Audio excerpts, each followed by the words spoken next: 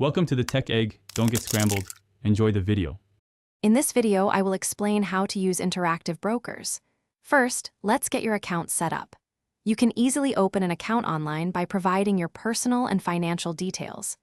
Next, select the account type that best suits your needs, whether it's an individual, joint, or retirement account. After completing the application, you will typically receive approval within a few business days, allowing you to begin your trading journey.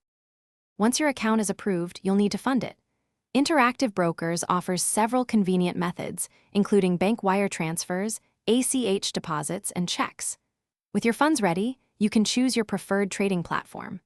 The Trader Workstation is a robust desktop application for advanced users, while the IBKR mobile app provides flexibility for trading on the go. For web-based access, the client portal offers essential tools. Now, let's walk through placing a trade. First, navigate to the order entry panel on your chosen platform. Then, select the specific asset you want to trade, whether it's stocks, options, or futures. You'll need to choose an order type, such as a market order for immediate execution or a limit order to set a specific price. Finally, specify the quantity and carefully review all details before submitting your trade. Interactive Brokers offers a wealth of advanced features to enhance your trading.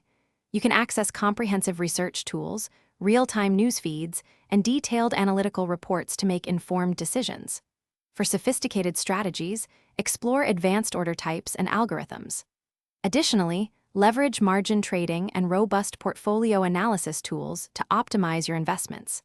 Remember, customer support is available via phone, email, and live chat if you ever need assistance.